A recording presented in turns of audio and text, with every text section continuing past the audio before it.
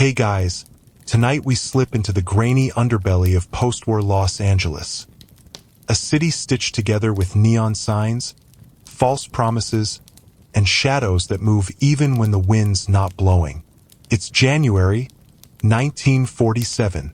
You're somewhere between downtown and the Hollywood Hills, weaving through a city that never really sleeps, but always forgets. The street lights flicker, the sidewalks shimmer from last night's rain, and every stranger's face looks just familiar enough to feel dangerous. You trail your fingers along a brick wall still warm from yesterday's sun. The air tastes like car exhaust and cigarette smoke. And behind you, footsteps. Not urgent, not slow, just constant. Don't worry, you probably won't survive this. So, before you get comfortable, take a moment to like the video and subscribe, but only if you genuinely enjoy what I do here. And while you're at it, drop your location and local time in the comments. I love knowing where in the world you're listening from. Now, dim the lights, maybe turn on a fan for that soft background hum, and let's ease into tonight's journey together. You cross Figueroa under a buzzing street lamp, its halo cracked and blinking like it's trying to send you Morse code. A couple strolls by, laughing too loudly. Behind them, a man in a fedora leans on a corner mailbox, eyes shaded by the brim. He doesn't move when you pass, just exhales smoke and watches. Elizabeth Short is out tonight. Somewhere. You don't see her yet, but you can feel her. That magnetism, that careful, porcelain elegance with just a whisper of trouble around the edges. Historical fact, Elizabeth Short, later dubbed the Black Dahlia, was often seen around Los Angeles in 1946 and early 47, known for her striking looks, black clothing, and quiet charm. She dreamed of acting but never quite made it past bit parts and hopeful introductions. You follow the sound of heels clicking against pavement. Not just one pair, 2, 3. It's LA after all. Everyone's heading somewhere, especially when they've got nowhere to go. You pass a street musician playing something slow and off-key. He nods as you approach, but his tune shifts suddenly, more urgent. Minor key. He doesn't say anything, but the change says enough. Something's off tonight. You reach the edge of Pershing Square. There's a haze here, rising from the grates like the city's breathing out its secrets. You pause near a payphone, the kind with the heavy black receiver that feels like it could be used for confessions or crimes, depending on the hour. Fringe tidbit. There were rumors, even back then, that Pershing Square had ears. That what you said in one corner might be overheard in another. And if you said the wrong thing to the wrong person, well, sometimes the street didn't forgive. You glance up and see a girl in a dark coat leaning on the rail by the fountain. She lights a cigarette, her face half-shadowed. Could be her. Could be Elizabeth. You walk closer, but the fog thickens just enough to blur the lines. Your hand brushes a lamppost. Cold. Slick. You feel eyes on your back again. But when you turn, just a streetcar, groaning by. It throws sparks against the rails, loud and bright, like a camera flash trying to catch something running away. The woman is gone now. Only the ember of her cigarette remains, crushed near a bench. You keep walking. The buildings grow taller. The windows darker. You pass the old Examiner office, shuttered now. A loose paper tumbles across the sidewalk and slaps against your leg. You bend down. A headline from months ago. War ends in victory. Wrong paper. Wrong story.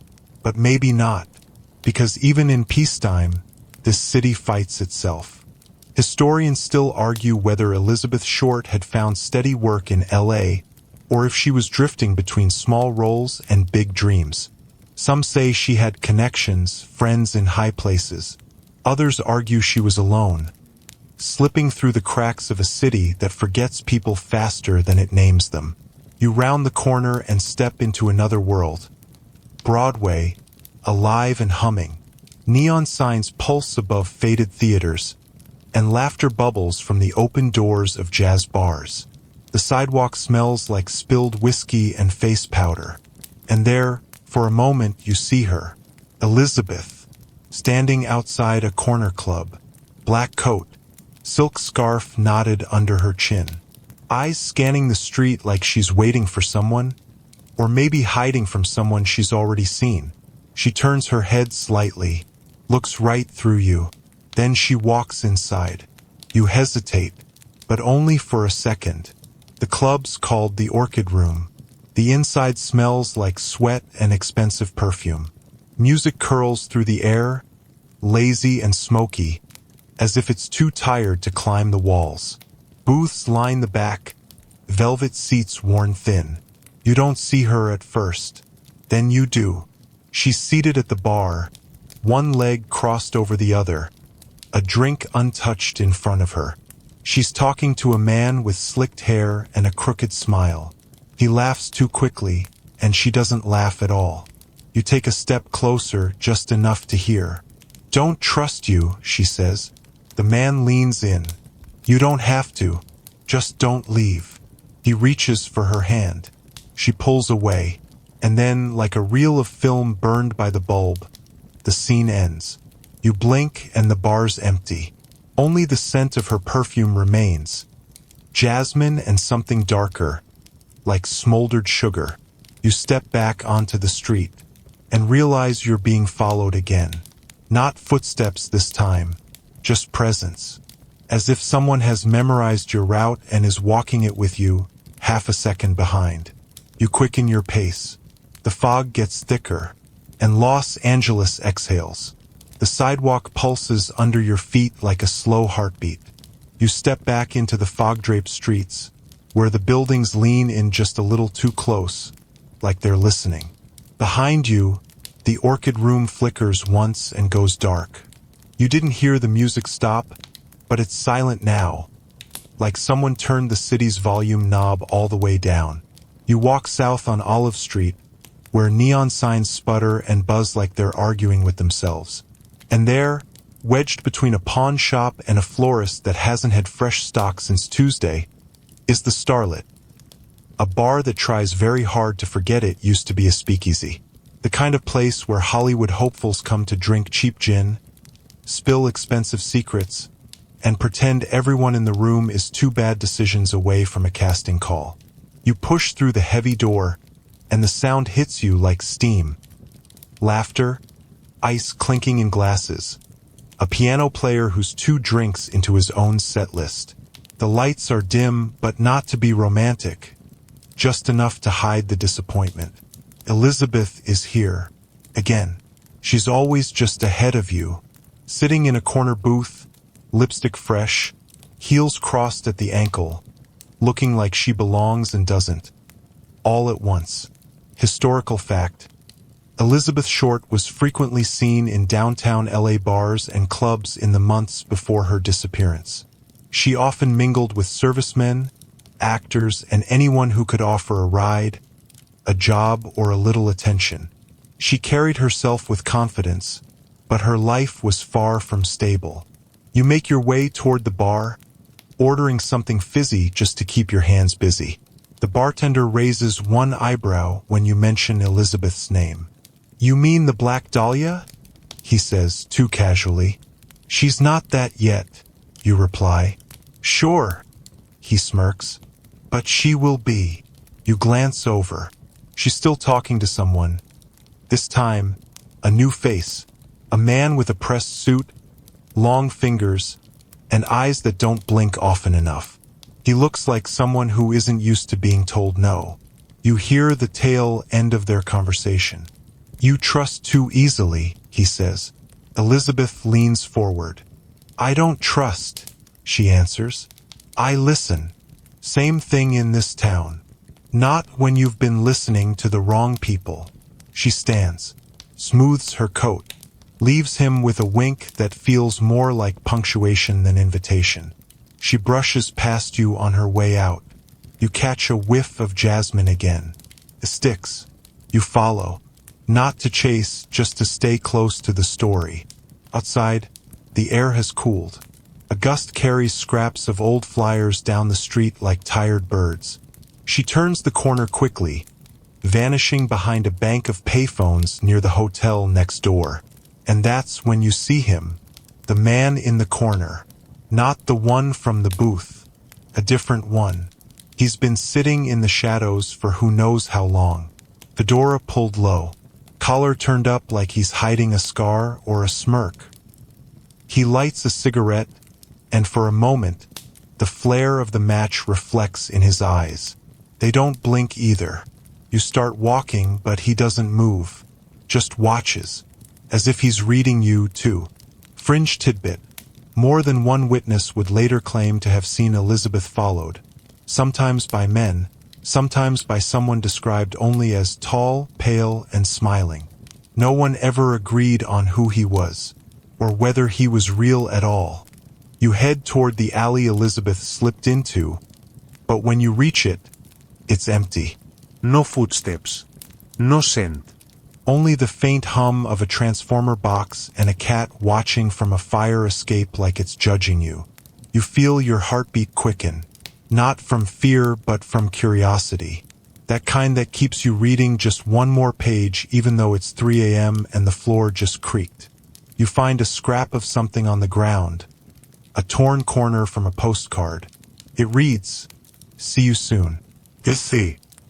The ink is fresh, but the scent? Still jasmine. You pocket it.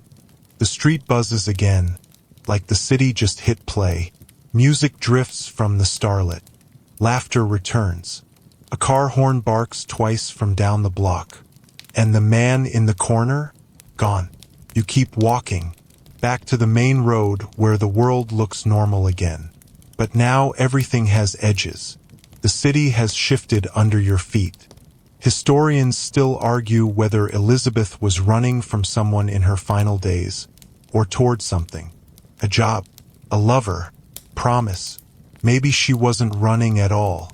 Maybe she was waiting, and maybe she got tired of waiting. You glance back at the bar one more time. It's as if she never walked in. But your pocket is heavier than it was before. You take out the torn postcard. Run your thumb along the edge. See you soon. You don't know if it's a message or a warning, but the city exhales again, and something tells you it's not done. The sidewalks feel narrower tonight. The city seems to lean in a little too close, like it's trying to listen in on your thoughts, or maybe insert a few of its own. You trail the curve of Main Street, past flickering neon signs advertising rooms by the hour and sandwiches that taste like yesterday's news. Then you see it. A glowing red sign just barely alive. Crown Grill. It's one of those places that pretends not to care who walks in, but absolutely does. Cigarette smoke curls through a half-open window, and jazz spills out like it's trying to escape. You push the door open, and it groans like an old man with secrets. The bar is dim, lined with men in overcoats nursing warm drinks and colder silences. No one turns to look at you, but you know you've been clocked. And then there she is, Elizabeth, sitting 2 stools from the end, posture perfect, lips painted like a challenge. She's got one hand around a glass of something amber. The other is resting gently on her knee. And beside her, him. He looks like he's never fully sat down. Like every muscle is ready to move or fight or vanish. His suit fits too well. His voice is low, too even. You slide into a booth across the room, pretending to read the drink menu, but you're listening. "You been here before?" she asks, voice calm but not casual. He shrugs. "Once or twice. Funny. You look like you live in the shadows." He smirks. "Maybe I do." Historical fact: Elizabeth Short was last seen alive on January 9th, 1947, reportedly leaving the Biltmore Hotel. One theory claims she stopped into the Crown Grill beforehand, though no record confirms it.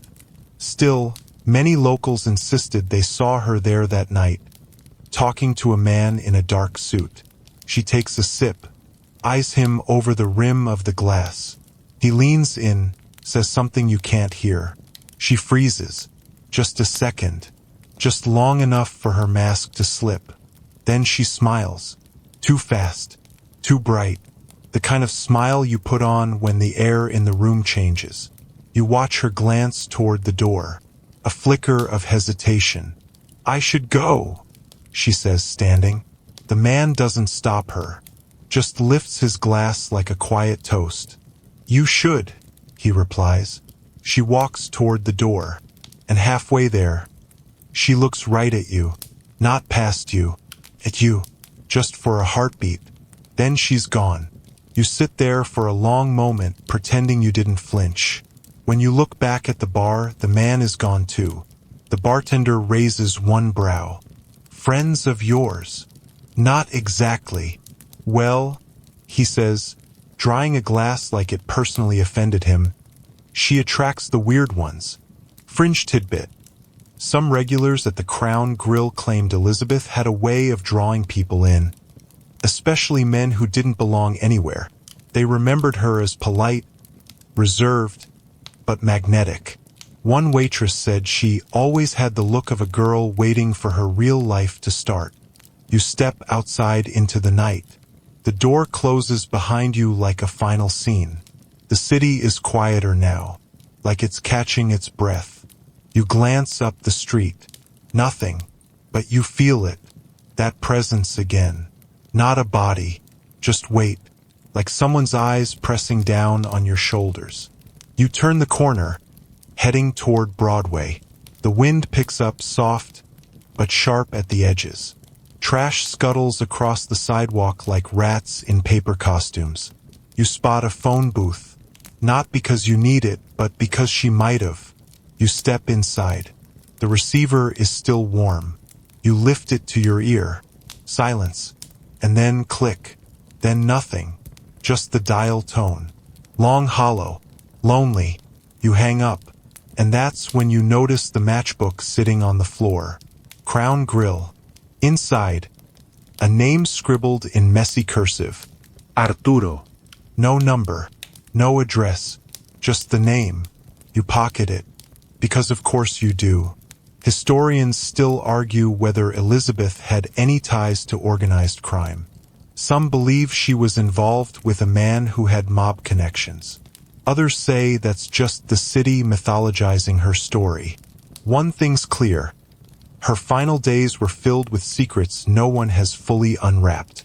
You keep walking. Up ahead, you see a light flicker on in a small second-story window. Just a silhouette behind it. A woman brushing her hair. The image sticks. Not for what it shows, but for what it doesn't. Because someone's watching her. You feel it. And for a moment, the streets of Los Angeles feel too quiet. Too empty. Like the city is pausing. Waiting for you to notice something you missed. You stop walking. Close your eyes. Try to hear past the noise. And you hear it. A soft voice. Elizabeth's. "I'm not afraid of the dark," she says. "But I don't trust it either." You open your eyes. The street is empty. And the Crown Grill? Gone. As if it folded itself back into the night. The matchbook in your pocket feels heavier with every step. It's just cardboard. Sure. But you'd swear it's pulling at your coat like a magnet with bad intentions. You flick it open once more. Arturo. The name sits there, smug and silent, like it knows more than it's telling. The sidewalk underfoot is slick with dew. A little too slick. You move carefully, weaving between newspaper bundles and yesterday's coffee cups. The city smells like damp ink and shoe polish, LA's own brand of perfume. You pass a row of mailboxes, their metal doors yawning open like they're tired of waiting. One of them has a lipstick print on the inside flap, the kind of red that doesn't come off in the rain. You slow down because something about that catches you. It's not just any lipstick. It's her lipstick. You recognize the shape of the smear, the slight smudge on one corner like she pressed her lips and then laughed halfway through. You check the name on the mailbox. E. Short. Bingo. The Historical fact: Elizabeth Short often used mail forwarding services and temporary addresses throughout Los Angeles. She moved frequently, sometimes sharing space with acquaintances, other times sleeping in theaters or cheap hotels. She left behind scattered paper trails, but nothing steady. The box is empty. You run your finger along the edge. There's a crumpled envelope caught in the hinge. You nudge it loose. No stamp. No address. Just a torn scrap folded in half, with a single sentence inside. You said you'd come back. It's not signed, but you know the handwriting. Not because you've seen it before, but because it feels like it was written for you. You slip it into your coat and keep walking. A newspaper stand catches your eye. The front page features a beaming actress, all teeth and curls, under a headline about rising stars. But tucked near the bottom, in smaller print, is something more interesting. Missing girl still unaccounted for. Friends say she planned to leave town soon. You lean in. The date's from 3 days before her body was found. Fringe tidbit: some believe Elizabeth had planned to leave LA entirely. There were rumors she told friends she had a ride lined up to San Diego, or even further north. Whether the ride ever existed is another mystery. The vendor watches you read. Tragedy, huh? He says. You nod. Pretty girl, he adds, unwrapping a roll of coins. Had eyes like she'd seen too much. She leave anything behind? You ask. He shrugs. A couple letters. Never picked them up. Letters. Yeah. Guy came looking for her last week. Said he sent her something personal. Wouldn't say what. Did he leave a name? The vendor thinks. Might have been Art. Or Arturo. Something like that. Your heart knocks once against your ribs. Tall guy? Dark suit. He nods slowly. That's the one.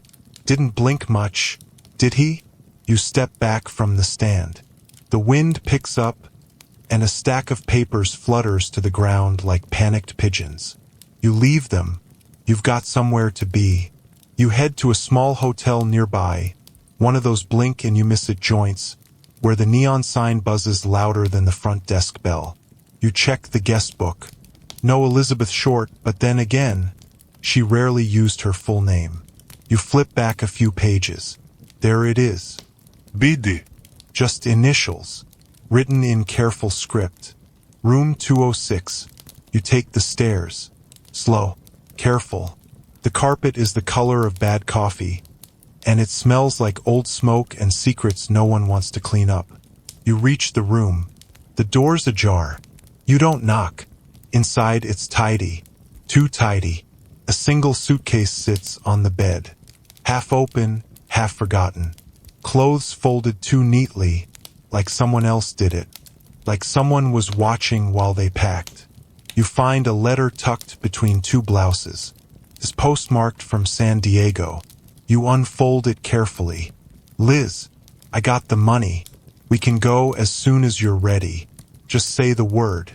I'll wait for you at the depot like always. G. Historians still argue whether Elizabeth truly had plans to reconnect with an old flame, or if she'd said that just to buy herself time. Some insist J was real. Others think it was part of the mythology we've built around a girl who never got to tell her version. You refold the letter. As you do, something clatters in the hall. You freeze. Footsteps. Not many. Just one. Deliberate. You cross the room silently, pressing yourself to the doorframe. Through the sliver of space, you see a figure pause just outside the room. Fedora. Long coat. He stands there. Then, he walks away. Doesn't knock. Doesn't speak. Just fades into the hallway like steam. You exhale only after he's gone. You leave the room quickly, making sure the door clicks shut behind you. Back on the street, the skies started to pinken with early dusk. LA always looks a little more honest just before it lies again. You pull out the envelope. The one that said you said you'd come back. You stare at it, and then you wonder, what if it wasn't for her? What if it was meant for you? The sky slips toward dusk like it's trying not to be noticed. A pale orange glow hugs the buildings, softens the edges of fire escapes, and makes even the gutters look kind of golden. But you're not fooled. You know what's waiting in the dark. You head south, cutting through downtown toward the old arcade. Not for the games, those mostly flicker and cough when they try to light up, but because of a photo booth. You're chasing a whisper someone dropped at the Crown Grill between gin refills.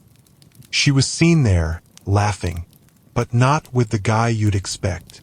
You duck inside, blinking under the sudden shift from sunlight to flickering fluorescence.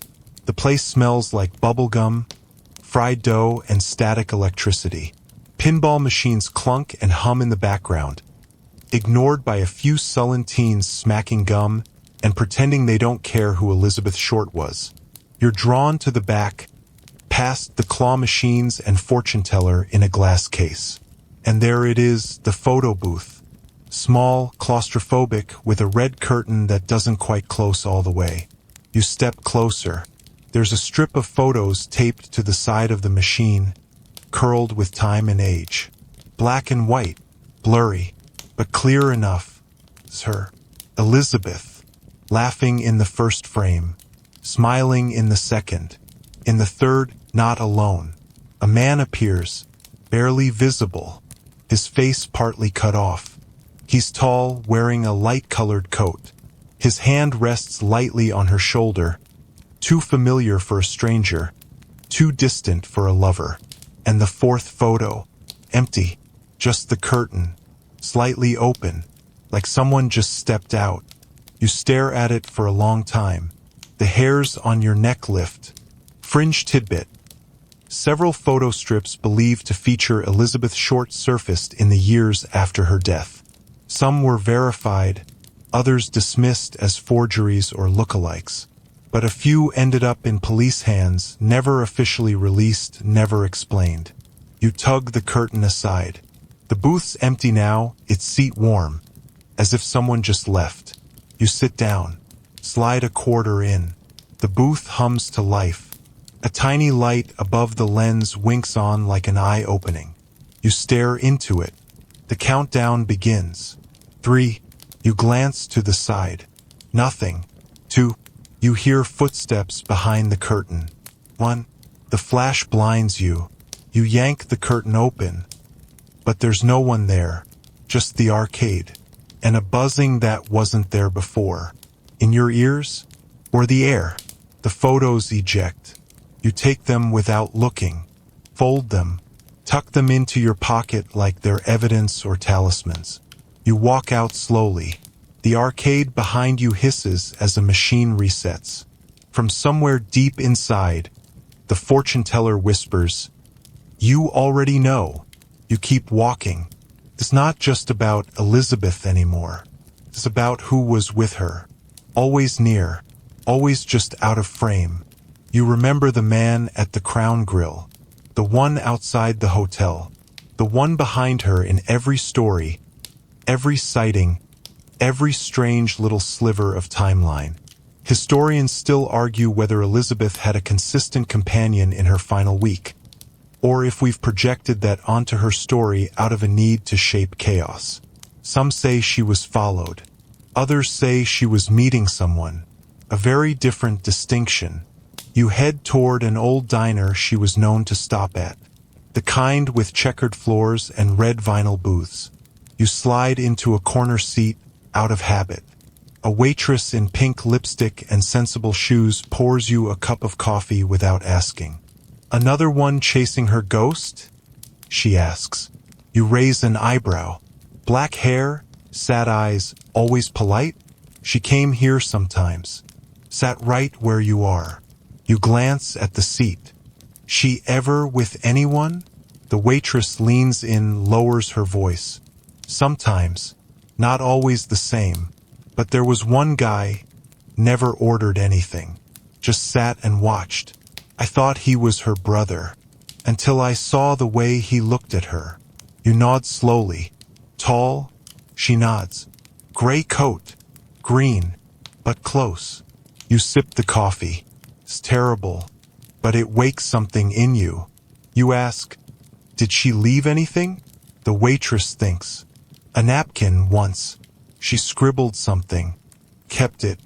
Don't know why. She disappears into the back. You stare out the window. LA is shifting again, reshuffling its players and scenery. A bus glides by. A dog barks once, then stops. She returns with a yellowed napkin, folded like origami. You open it carefully. There's a name, Jean, and then, just below it for words, I can't outrun this. No last name, no date, but the handwriting is hers. You've seen it now, on a torn envelope, on a postcard, now a napkin. 3 pieces of her puzzle, each shaped like a goodbye. You walk out with the napkin pressed to your chest. The waitress says nothing. She just watches you like she knows you won't be the last person to come through asking about the girl who wore black and left breadcrumbs instead of answers. Outside, the light is fading. The first stars flicker reluctantly above the smog line. You feel that tug again, the sense that someone is one breath behind you, waiting for you to turn around. But you don't. You can't outrun it either. The bus depot isn't far, but it feels like a continent away when you're walking into wind that smells like rubber, exhaust, and anticipation. You cross the street under a flickering yellow light, where people mill around with cardboard suitcases and nervous glances.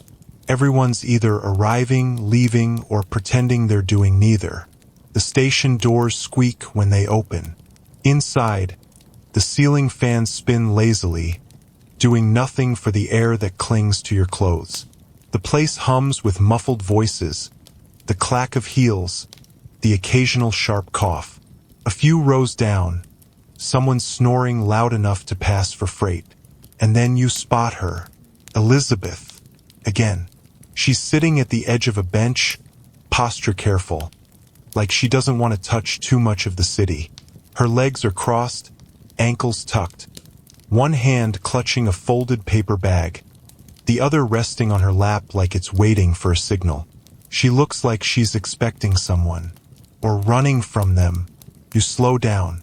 She doesn't see you, but she glances around like she's trying to catch a lie. And beside her, sitting just a little too close to be casual, black gloves.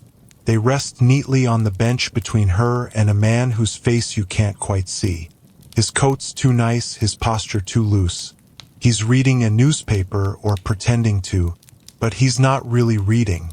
He's watching her. Historical fact: Elizabeth Short was last confirmed to have been seen at the Biltmore Hotel on January 9th. But several alleged sightings placed her at various downtown transportation hubs in the days leading up to her death, including the Greyhound terminal on South Main. None of those accounts were ever verified. You find a bench. Sit.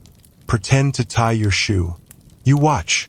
The man turns the page of his paper, but his gloves remain perfectly still. Black leather, too clean for someone on the run, too formal for someone passing through. Elizabeth speaks, barely above a whisper. You said you'd call. The man's voice is lower, harder to hear. I never said when. That's not the same. No. It's not. She fidgets with the paper bag. You wonder what's inside. A letter? A photo? A train ticket? Or maybe nothing. Maybe the bag's just an anchor to keep her hands from shaking. Fringe tidbit. Some former depot staff claimed Elizabeth came and went more than once. Always alone, always polite, always vague about her destination. One baggage clerk said she asked if San Francisco was safe this time of year. He didn't know what she meant. He still remembered it decades later. The man finally folds the paper, tucks it under his arm, stands. One of the gloves drops from the bench. Elizabeth doesn't move to pick it up. He turns, walks away without looking back. You lean forward. She reaches down, but not for the glove. She opens the paper bag. Inside, just one thing, a pair of red shoes. Patent leather. Glossy. Elegant. Out of place here, like high heels in a bus station locker room. She holds them like they're glass, then tucks them carefully back in and stands. She doesn't leave right away. She just stands there, looking after the man, or past him. Then she turns and walks out. You wait a few seconds, then you follow, but she's already gone. No footsteps. No trace. Just the glove on the bench. You approach it cautiously like it might hiss. It doesn't. You pick it up. It's cold and damp, like someone gripped it too hard before letting go. You head outside. The station door swings shut behind you with a metallic sigh. And on the sidewalk, a man is waiting. Not for you exactly, but in your path. Coat, hat, cuff trousers. The whole LA Noir starter pack. His face is angular, forgettable in the way that always means dangerous. He looks at your hand. Lose something? He asks, eyeing the glove. You raise an eyebrow. Didn't know it was yours. It's not. He grins without smiling. But it wasn't hers either. You take a step back. He doesn't follow. Just nods once and disappears into the crowd like steam through a vent. Historians still argue whether Elizabeth's final movements were random or guided. Some say she was meeting someone specific. Others say she was adrift, floating between empty promises and bus schedules, hoping someone, anyone, would follow through. You walk toward the corner and stop by a payphone. Lift the receiver. No dial tone. Just a hum. You hang up. You look down the street, half expecting to see her again. Heels clicking, scarf flapping in the wind, clutching a bag full of hope and mistakes. But it's just streetlights and a man sweeping the curb. You reach into your pocket and pull out the glove. Inside the lining, a number, scrawled in pencil, faded almost to nothing. 206. You already know what it means. The room, the suitcase, the napkin. It all leads back again. Back to the space where her life might have ended, or maybe just paused. You tuck the glove away, and for the first time tonight you feel cold. Not because of the weather, but because you realize she didn't run. She waited, and whoever met her that night wore gloves. The Biltmore Hotel stands like it's holding in a secret. Grand, polished, a little too proud of how little it's changed. You push through the revolving door, and the lobby swallows you whole. Gold trim, plush rugs, chandeliers that hum more than shine. Everything feels like it's trying very hard to look like yesterday. And maybe it is. You walk slowly across the marble floor. Your footsteps echo more than they should. Behind the front desk, a clerk eyes you with the blank politeness of someone who's seen every kind of guest. You don't ask for a room. You're not here to sleep. You're here to remember. Historical fact. The Biltmore Hotel was the last confirmed location where Elizabeth Short was seen alive. On January 9, 1947, several staff members reported her using the lobby phone and waiting in the foyer, allegedly for someone who never arrived. What happened after remains one of LA's most enduring mysteries. You make your way to the ornate mezzanine, where the chandeliers hang a little lower and the shadows gather in the corners. You take the stairs instead of the elevator. You need to feel the steps. Second floor, third, then room 206. You knew that was coming, didn't you? You stop in front of it. The number plaque is a little crooked. You reach out, press your fingertips to the door. It's locked, of course, but something presses back. Not physically, just a sensation. Like the air behind the door is aware of you. You pull the glove from your coat, the one you found at the bus depot. Hold it up against the brass knob. It almost fits. You pocket it again. The hallway is too quiet now. You hear the soft rattle of a room service cart down the hall, and someone humming a tune that feels like it belongs in a black and white film where no one survives the third act. You step back from the door and return to the lobby. The front desk clerk is gone, replaced by a woman in a red blazer who smiles just a little too hard. You ask, "Did a guest leave something behind? A letter, maybe?" She checks a ledger, flips a few pages. "No note," she says, "but there was a package in the back. No name, just a date." She disappears into a room behind the counter. You wait. The lobby hums again. A man in a dark suit brushes past you. Too fast. Too quiet. He's gone before you can turn. Fringe tidbit. Some claim that after Elizabeth's death, the Biltmore began receiving mysterious envelopes. Unstamped, unsigned, containing fragments of newspaper articles and eerie handwritten messages. Hotel staff allegedly turned them over to the police, who never confirmed or denied their contents. The woman returns with a small brown envelope, sealed. On the front, just January 9th. You take it. Step outside. The LA sun is low now.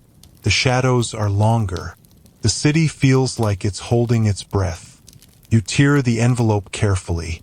Inside, a photo. Not of Elizabeth. Not of a crime scene. Just a hallway. The third floor. Room 206. Taken from the inside. You stare at it, trying to make sense of the angle. Someone opened the door, took this shot, and left. But why? You turn it over. A single sentence is written on the back.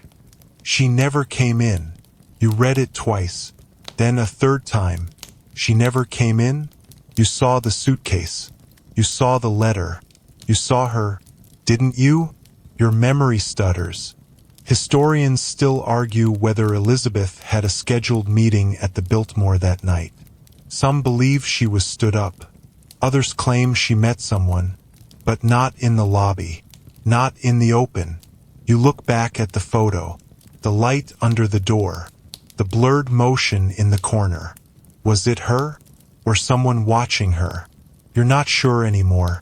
You walk down Olive Street toward Pershing Square, the same way she might have gone, heels clicking, coat pulled tight. You can almost see her silhouette ahead of you, slipping just out of reach every time you get close.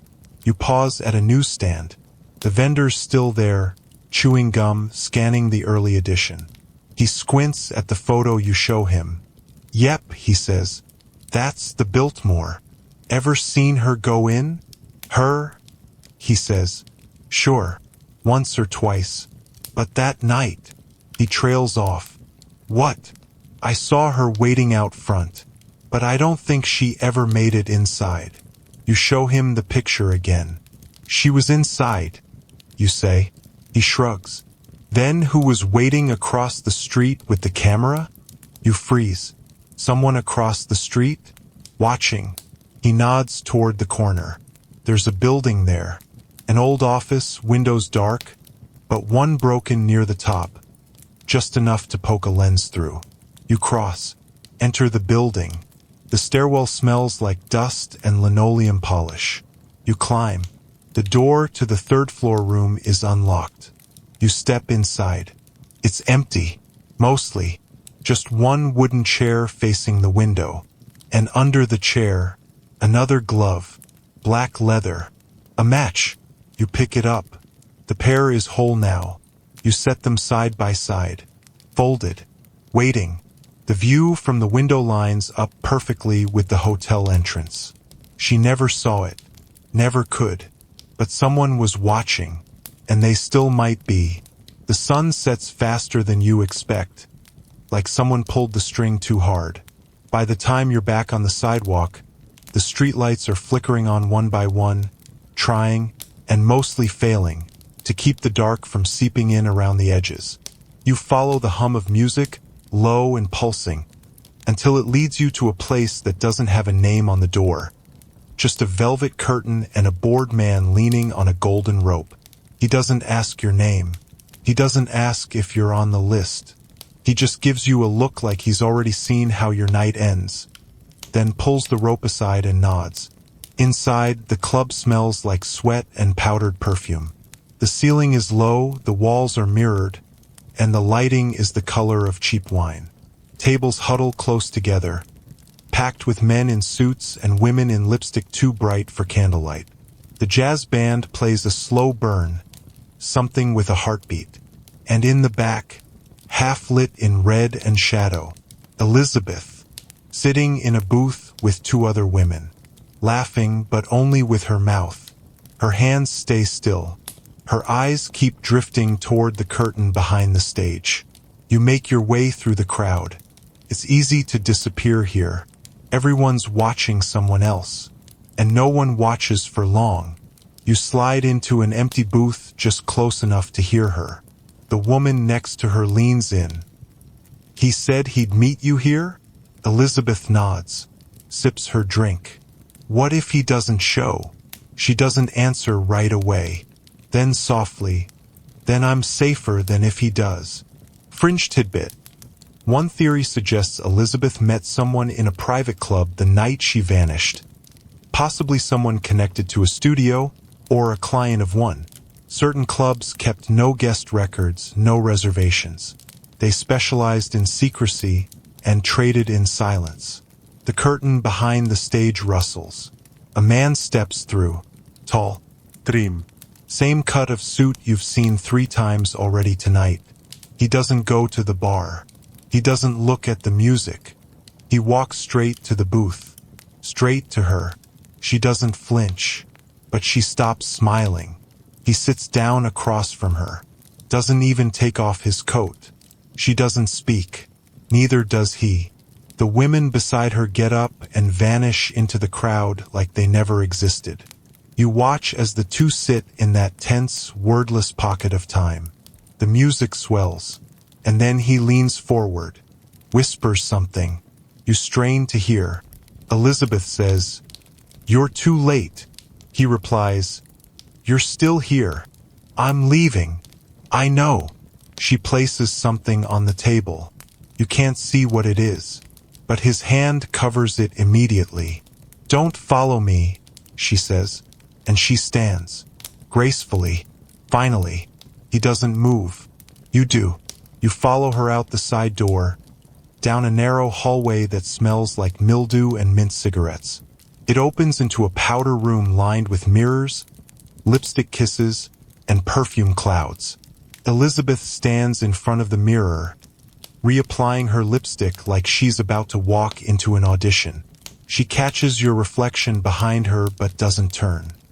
"He followed me here," she says softly.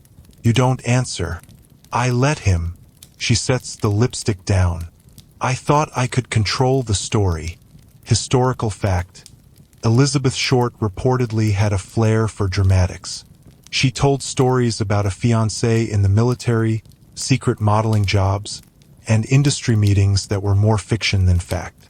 But some of those stories, too many really wound up having kernels of uncomfortable truth. She touches her neck, not nervously, almost thoughtfully, like she's remembering something someone whispered there once. "I gave him one last chance." "To what?" you ask. She finally turns. "To make it right." "And did he?" Her eyes don't blink. "No one ever does." She picks up her purse, adjusts her scarf, and walks out the door. You follow again. The alley behind the club is slick with spilled wine and bad intentions. Elizabeth turns the corner and vanishes into the night like steam. You chase, but the streets are different now. Kavya. Shadows stretch longer than the buildings that cast them. And then, a whisper. Back in trance. Red car. You don't know where it came from. Maybe from the alley. Maybe from your own head. But you follow it anyway. You reach the curb just in time to see a red car peel away. In the passenger seat, dark hair under a silk scarf. In the driver's seat, a man with gloves on the wheel. You're too far to see his face, but you already know it doesn't matter. Historians still argue whether Elizabeth left with someone that night or simply vanished into the city's endless maze. Some say she willingly got into a car with someone she trusted. Others think she was taken, but no one agrees on who the man was. You watch the taillights vanish. You don't chase, because this is LA, and some people disappear just by turning the corner. Los Angeles doesn't really sleep. It just dozes with one eye open. The sky now is charcoal and slick, glowing faintly in patches where the streetlights try their best. You walk beneath them, each pool of light a stage you step onto briefly, then exit. You're heading west now, toward where the air smells more like engine grease and jasmine than perfume and power. Wilshire's long spine curves ahead of you, dotted with trolley tracks and the occasional blinking neon sign that looks like it's lost faith in whatever it used to sell. You cross at Western, and that's when you see him, the man in the trench coat. He's leaning against a lamppost that doesn't work. His coat's buttoned up too tight for the weather. His hat is pulled low, and his hands? In his pockets. Still, like they've never moved. You pause. He doesn't. He's watching something. Not you, not yet. His gaze is fixed down the street, where a late-night trolley approaches, its electric wires hissing like distant snakes. Then he steps off the curb and disappears. Just like that. 1 second he's there, the next gone. The streetcar glides past. No impact, no sound, just the quiet rattle of wheels on metal. You cross to where he stood. Nothing. No footprints. No cigarette butt. Just the smell of ozone and something faintly metallic, like blood or wet copper. You look around. The sidewalks are empty. The streets too quiet. You follow the tracks. Historical fact. Wilshire Boulevard was once home to some of the busiest streetcar lines in Los Angeles. Elizabeth Short was known to frequent them, often catching late-night rides downtown. But records of her movements during her final days are filled with gaps and contradictions. You trail the tracks to a small streetcar stop. The bench there is cracked. A torn advertisement flaps weakly in the wind. You sit, and then something strange. The next trolley slows but doesn't stop. Inside, passengers blur past, faces behind the glass like fading photos. And in the very back, just for a split second, her Elizabeth, scarf tucked, eyes forward, red lips pressed together like a secret. You stand up, try to wave, try to run, but the trolley is gone, swallowed into the dark. You stare at the tracks and hear footsteps. Behind you, you turn heart-punching once, hard, but there's no one there, only the breeze, and a single black button lying near the bench. You pick it up. It's smooth, round, simple, but something scratched into the back. 3 digits, 742. Fringe tidbit. Among the stranger rumors tied to Elizabeth's final days is the 742 clue. A cab driver once claimed she mentioned an address, 742 South Norton, days before her disappearance. That same address became the location where her body was later discovered. Police never confirmed this conversation happened. You pocket the button. Something about it feels like a breadcrumb. The kind you're meant to follow but not necessarily survive. You start walking again, back toward where the man stood. The street feels narrower now. The buildings lean just a little too far in. You pass a closed tailor shop, its sign hanging by one nail. A dog barks once from somewhere behind a gate. And then you see him again. Trench coat. Hat. Same angle, same posture. He's standing across the street under another broken lamppost, like a film reel that looped wrong. You freeze. He doesn't. This time his head turns, and you see his face, just for a second. It's average. Too average. Forgettable in the way that becomes terrifying. His mouth doesn't move, but the words land anyway. She was never yours to follow. Then he vanishes again. Not in a puff of smoke. Not behind a door. Just gone. Like he was never really there. You exhale slowly. You don't look for him again. You just keep walking back into the night, holding the button and the number close. Historians still argue whether Elizabeth Short knew the man who killed her. Some insist she had no idea what she was walking into. Others believe she recognized him and went willingly. But one thing's certain. Someone followed her steps that week. Closely, quietly, maybe even before she noticed. You find a phone booth, one you don't remember passing before. You slip inside, lift the receiver. A click, then static. And in the static, almost too faint to register, a woman's voice.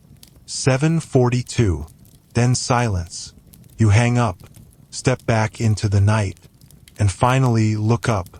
The street sign reads, South Norton Avenue, and the numbers on the gate just ahead, you already know them.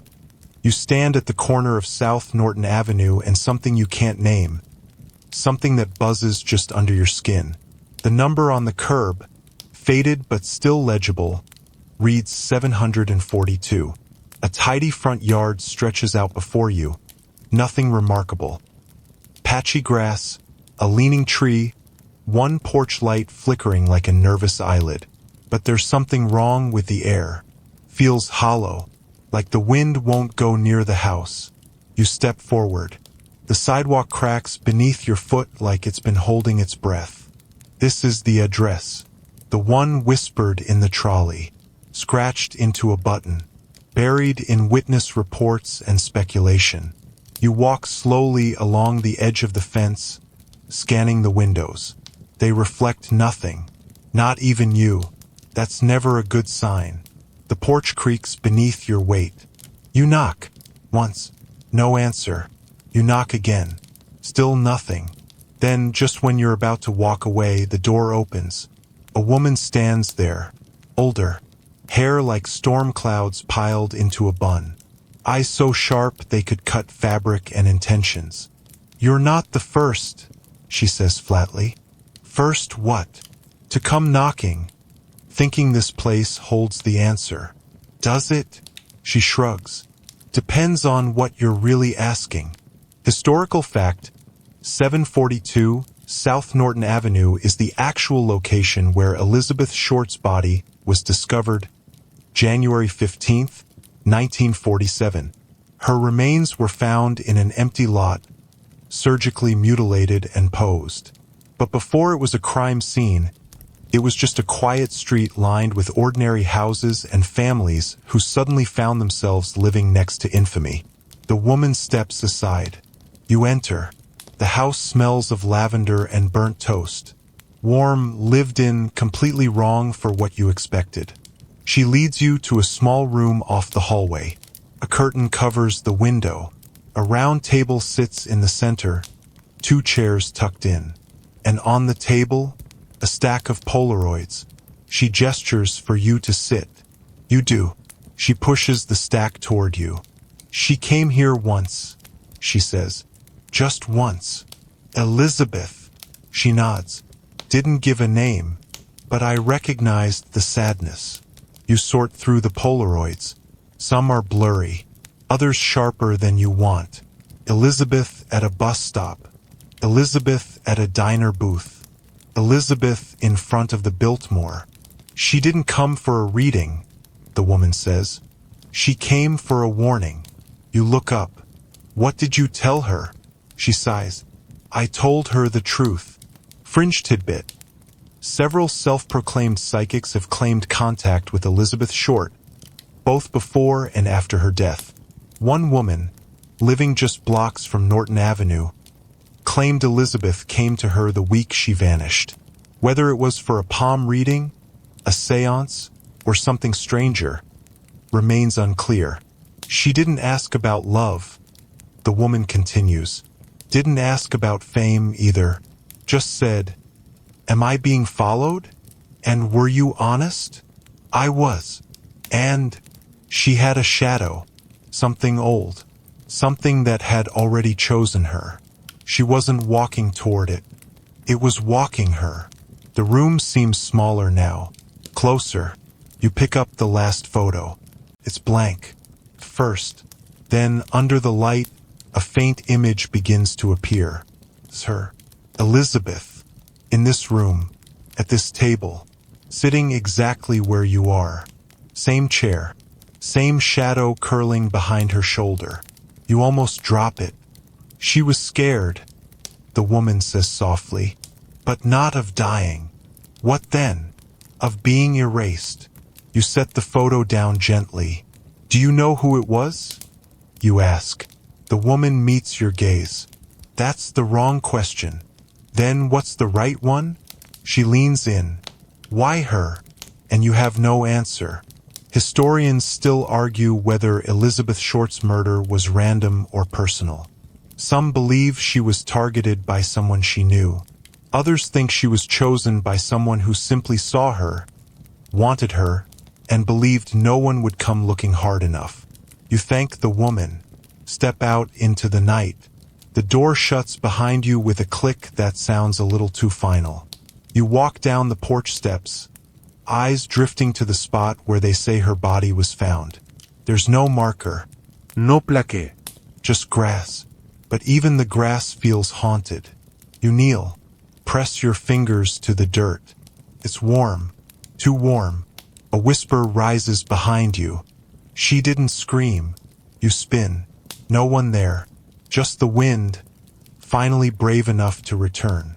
You walk back to the sidewalk. The street is empty. Windows shuttered. Even the dogs stay silent. And the house is dark now. All of it. Like it never opened the door. The wind shifts behind you, and something invisible brushes the back of your neck. You don't flinch, not anymore. You're past the jumpy part of this story. Now you're in the heavy part, the part that sticks.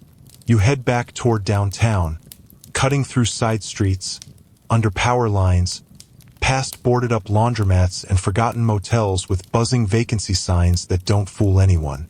Your shoes hit the pavement in rhythm with the city's heartbeat. Steady, tired, and maybe just a little resigned. The hotel is cheap. Not charming cheap. Not vintage chic. Just cheap. Cracked steps. A flickering hallway light that stutters like it's nervous. You climb to the third floor. Room numbers painted on the doors like they were done in a hurry. Room 308. The key you were given downstairs is bent slightly at the tip. The guy at the front desk didn't look up from his crossword. You get the sense he's done this before. The lock sticks once, then turns. Inside, the room is too quiet. Not the peaceful kind. The kind that's trying very hard not to be heard. You close the door gently. The carpet's thin and brittle under your shoes. One twin bed. One armchair. A tiny bathroom humming like it's got secrets in the plumbing. And through the paper-thin wall, voices, not raised, not whispering, just low enough to make you lean closer. You press your ear to the wall. A woman speaks first. I told her not to come here. A man replies, calm, clipped. She didn't listen. She never does. Too curious. She thought she could handle it. She couldn't. Fringe tidbit. Some believe Elizabeth's last known interactions were overheard in hotel rooms by other guests. Stories passed down through rumor and barstool whispers. One account claimed a hotel made heard a man and woman discussing someone they were going to meet. The implication: she wasn't the one being talked to, she was the subject. You step back from the wall. Silence. You lean in again. Nothing. You knock once on the wall. And immediately regret it, because now the voices stop altogether. You sit on the edge of the bed. Look at the armchair across from you. Imagine her sitting there. Elizabeth. Coat draped over the back. Shoes neatly together on the floor. Hands folded in her lap the way people do when they're trying not to let them shake. Historical fact. Elizabeth Short was known for being meticulously composed in public, always dressed carefully, often with little money to spare. Friends described her as ladylike, even when her circumstances were far from glamorous. You reach into your pocket, pull out the napkin from the diner, the matchbook from the Crown Grill, the glove, the button. You lay them all out on the bedspread like puzzle pieces that refuse to connect. Then, from the hallway, footsteps, slow, unhurried, coming closer. You freeze. The doorknob jiggles. Not forced, just tested. Then nothing. You rise quietly, step toward the door, peek through the peephole. Nobody. But as you move away, the phone rings. You stare at it. Old-school rotary, yellowed cord, the kind that looks like it should only ring in movies or ghost stories. You pick it up. Hello. Nothing. Just breathing. Then a voice, so soft it's almost polite. She wasn't supposed to hear. Click. The dial tone buzzes like an angry bee. You hang up. Historians still argue whether Elizabeth overheard something she shouldn't have. Something involving the wrong people. A studio secret. A lover's lie. A crime never meant to surface. Some say her curiosity was the trigger. Others say her silence was. You open the window.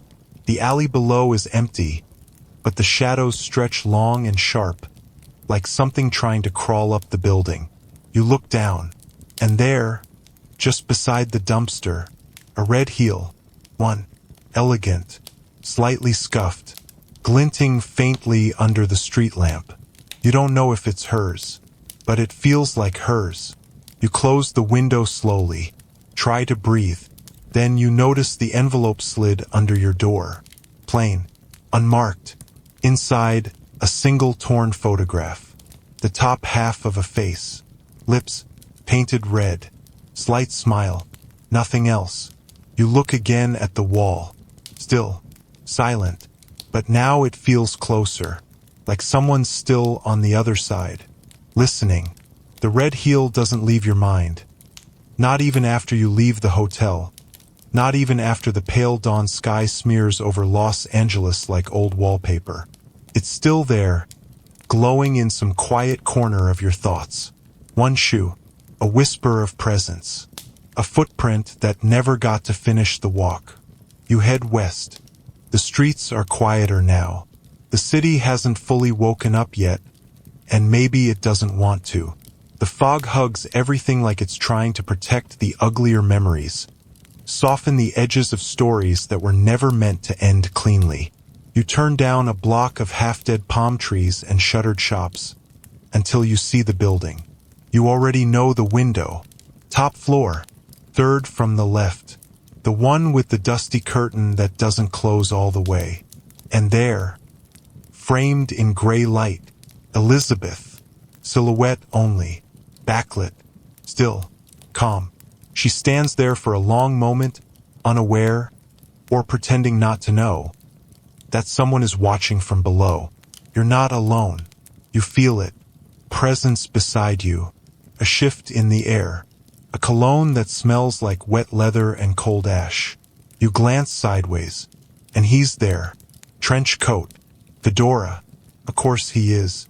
Hands in his pockets, head tilted slightly back, also watching. You want to ask who he is, but you don't. You already know you wouldn't like the answer. Historical fact. Several people claim to have seen Elizabeth Short in a window above Norton Avenue just days before her body was discovered. The building had no formal record of her staying there, but neighbors remembered the quiet girl in the dark coat. She doesn't see us, you say. She does, he replies without moving. You watch as Elizabeth steps forward, touches the glass. Not a wave, just a palm pressed flat, like she's holding something in or holding someone out. Then she vanishes behind the curtain. He turns to you. She thought that window would keep her safe. You eye him carefully. And did it? He smiles without humor. For a little while, you take a breath, and when you look back, he's gone. Again. You cross the street. Enter the building. The front door is open, yawning on creaky hinges. The lobby smells like old fabric and dust layered too thick to be casual. No desk. No va a ser. Just stairs. You climb. Each step feels familiar, even though you've never been here. Like your body knows something your mind hasn't caught up to yet. Third floor. The hallway is narrow, lights dim, wallpaper peeling like tired skin. You reach the door. No number on it. Just a smudge of red, faint and greasy, near the knob. You knock once. No answer. You try the handle. It gives. Inside, the apartment is small, sparse. One chair by the window. One coat draped over it. A scarf on the floor. A mirror tilted too far upward, reflecting nothing but ceiling. And on the table, a cigarette still smoking. You don't hear the door close behind you, but it does. You step toward the window, touch the glass where she did. It's still warm. You look down. The street is empty now. No one watching. Not anymore. Fringe tidbit. Some local lore claims Elizabeth had a safe house, a friend's flat, or a borrowed apartment, where she would lay low, read old scripts, and write letters she never sent.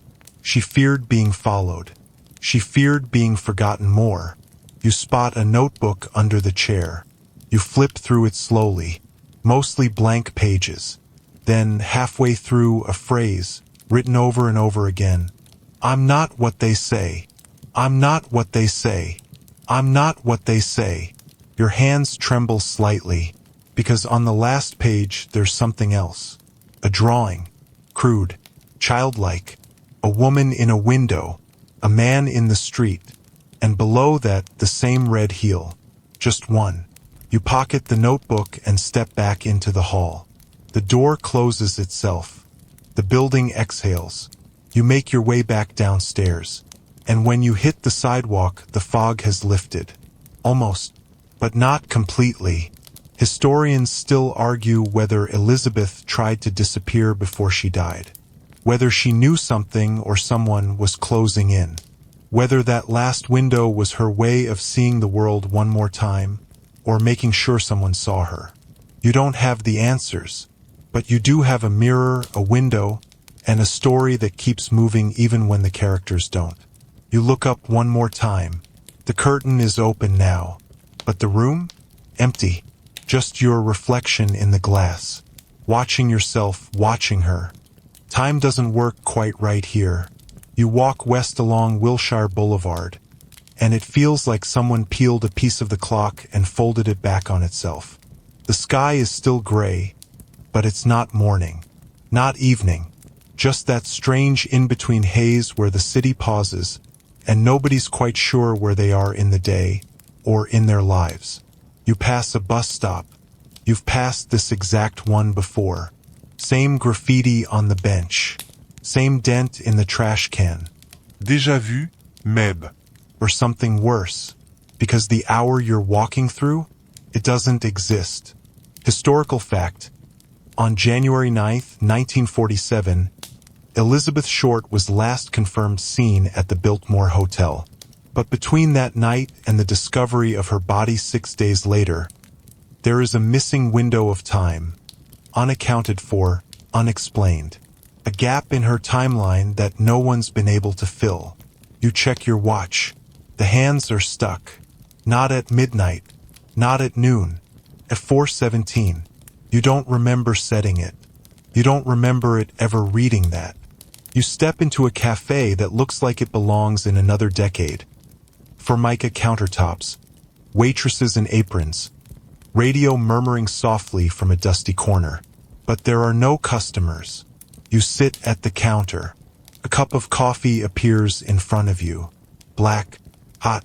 You didn't order it. The waitress smiles like she knows you.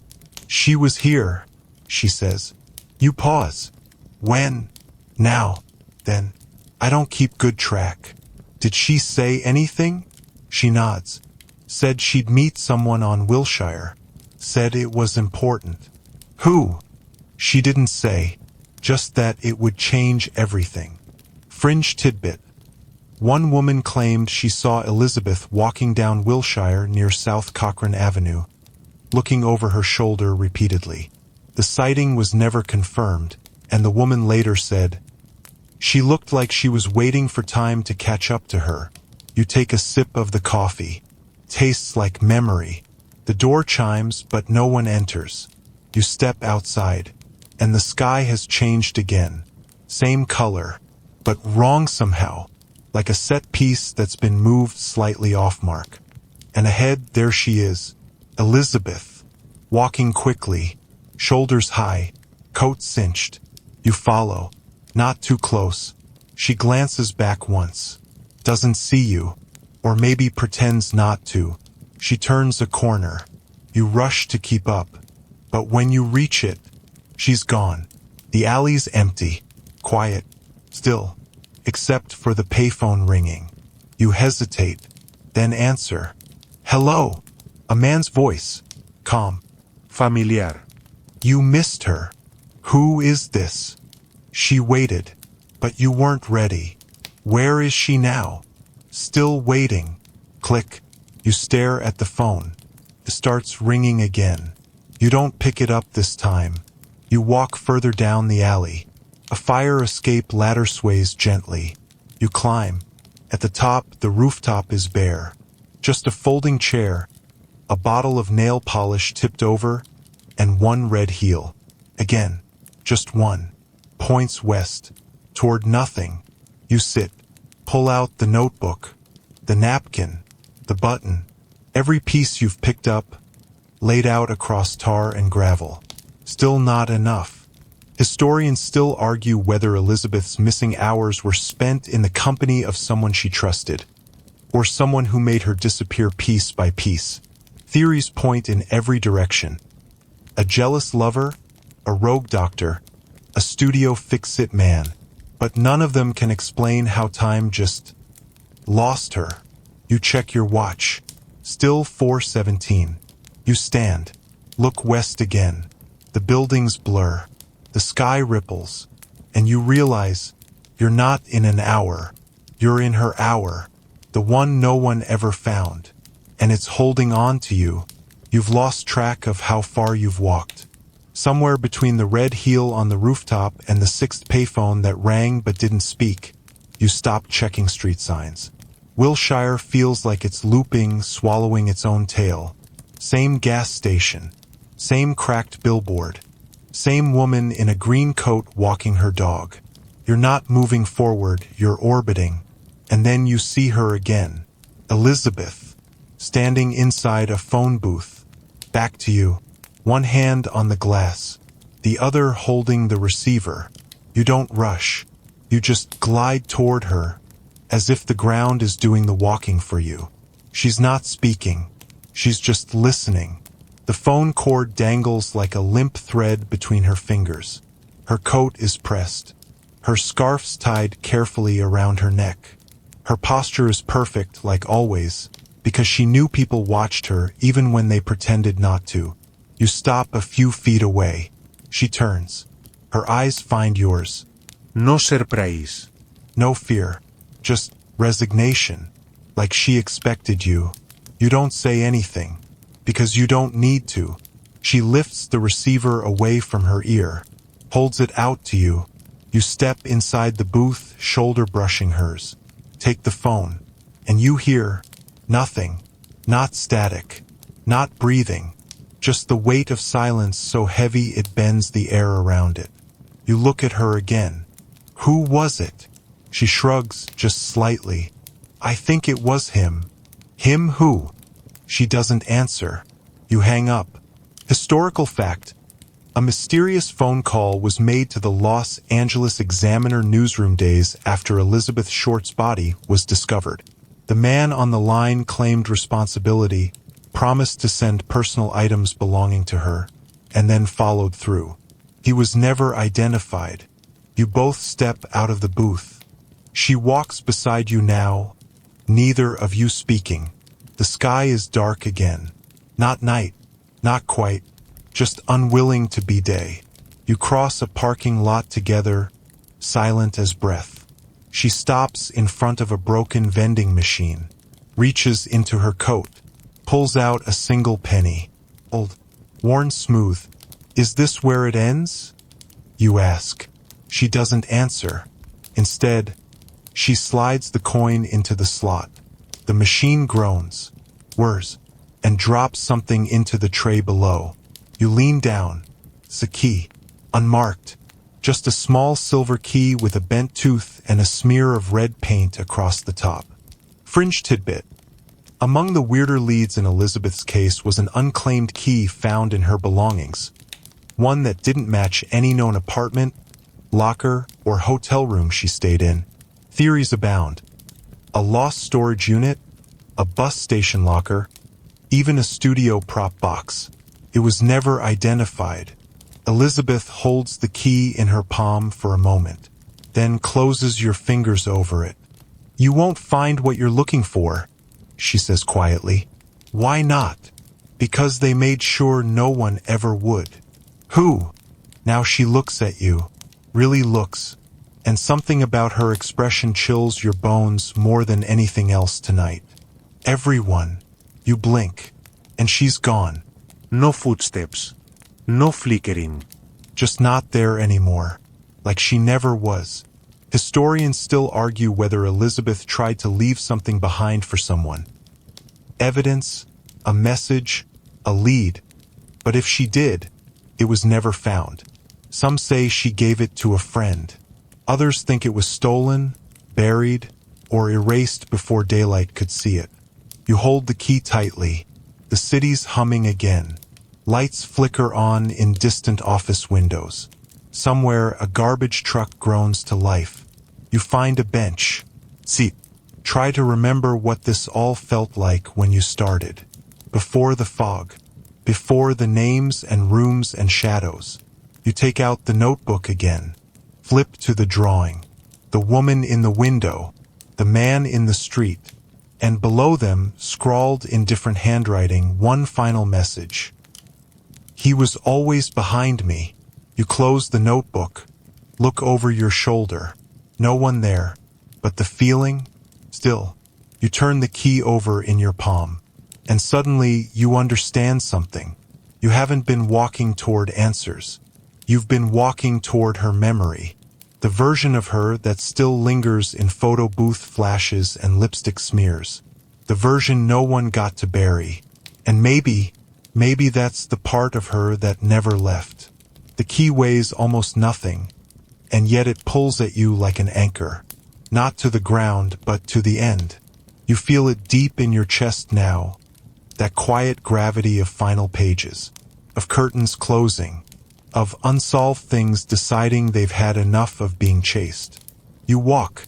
It doesn't matter where now. The city is quieter, older, as if it's finally decided to speak only in whispers. There's a breeze that smells like metal and magnolia. Somewhere far off, a siren sings low and slow, like it's forgotten how to scream. You end up at Union Station, not by plan, but because the key has led you here. The building glows faintly under its soft arches, a cathedral for lost souls and late-night departures. You enter, and the doors don't squeak. They sigh. Inside, the ceiling stretches up and up, holding echoes from 70 years ago and 2 minutes ago with equal care. The waiting benches are mostly empty. A man in a trench coat nods off beneath his hat. A janitor swabs a spill with a kind of reverence usually reserved for church pews. And in the very back, tucked into a shadowed corner, a row of lockers. You approach, each one painted in muted greens and dull grays, chipped here and there, but not enough to tell a story. You scan the numbers. Nothing marked 742, but locker 14B has something smeared across its handle. Red. You insert the key. It fits. Click. The door creaks open. Inside, a single object. Compact mirror. Round. Silver.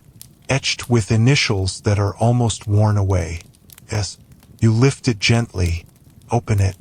There's no powder, just a folded scrap of paper tucked into the bottom. You unfold it with the care you'd give to something alive. It reads, "If they ask, tell them I wasn't quiet. I screamed. Just no one heard."